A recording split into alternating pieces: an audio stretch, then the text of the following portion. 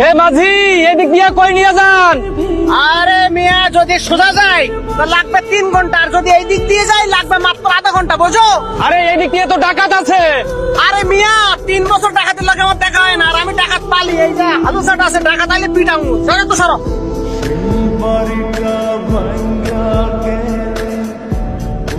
কিরে, চিংড়ির পোনা কয়টা ধরছস? ডাকাতি করে তুই কয় টাকা পাইছস? আচ্ছা, আমার একটা কথা কত, আমি যে ডাকাতি করতে গেছি তুই জানলি কেমনে? তুই এই তথ্য কই থেকে পাস আমারে কো? আমি তো রগে রগে ছিলি, বুঝছস? সব খবর আমার কাছে আয়। মাইসের থেকে না খায়া এরকম করে ডাকাতি না কইরা নিচে কিছু করে খাইতে পারস না? রগে রগে চিনোস, তাহলে তো এটাও বুঝার কথা যে ডাকাতি আমার রক্তে মিশে গেছে গা। রক্তের স্রোত আর নদীর স্রোত কোনদিন বেমানি করে না। মাংসে ডাকাইতের রক্ত আয়া পড়ছে। তবে কথা দিতেছি, একদিন না একদিন এই ডাকাতি ছেড়ে দিব। যেদিন তুই ডাকাতি ছাড়বি ওই দিন আমগু বিয়ে হইব। তাইলে ওই দিন বেশি দূরে নাই, খুব জলদি। আমার মাথা গরম করেছে কিন্তু রঘু, সাধারণ পরিবারে আমার মতো লোকের বিয়ে করা ঠিক না। এটা সমস্যা লাগেই থাকবো, পুলিশের সমস্যা, সামাজিক সমস্যা চলতেই থাকবো। তাই আমি সিদ্ধান্ত নিছি, আমার বন্ধু জামাল ডাকাতের মাইয়া কুসুমের লগে তার বিয়ে করাম, আর এটাই ফাইনাল। কে কইছে আমি রঘু লগে ঘোরাঘুরি করি? মাইসে যা কইছে সব মিথ্যা কথা কইছে।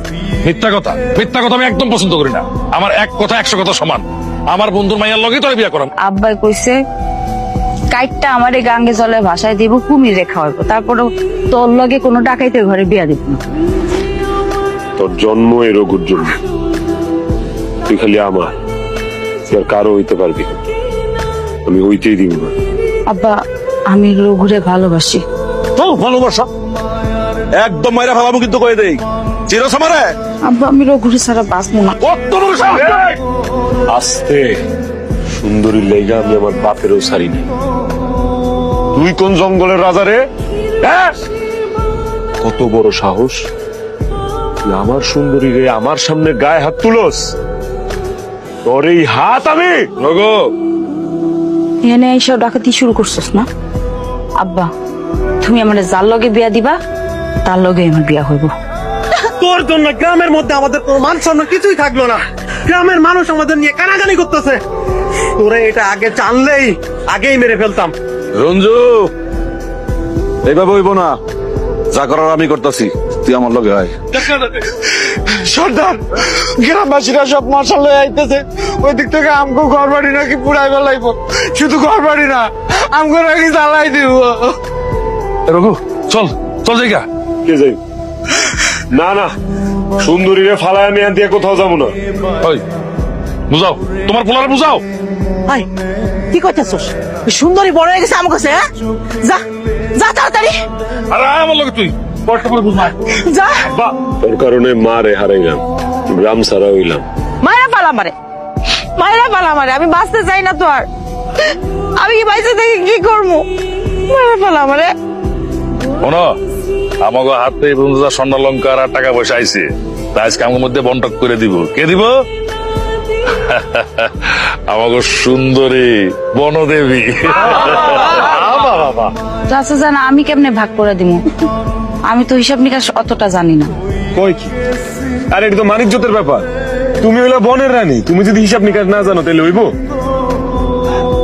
বাকি টাকা কই রাখছো? ভাই কর। সুন্দরী, তোমার চোখ টলমল করতেছে কেন?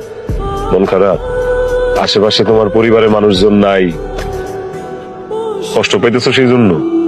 আহো, আমার আর ভালো লাগতেছে না। আরে যাও, ভালোবাসা ফিরে পাইছি তো, আহো।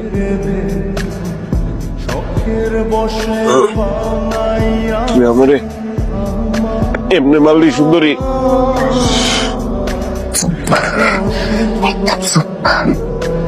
তোর মতো মানুষের বাচ্চা থাকার কোনো অধিকার নাই। আমার বাপ একটা ভালো মানুষের লগে অনেক বিয়ে দিছিল। সেই মানুষটারে আমার চোখের সামনে ঠিক খোলা কাটছিস। তুই আমারে কেমনে মারলি? তুই তো আমারে ভালোবাসতে, আমি তোর ভালোবাসার মানুষ সুন্দরী।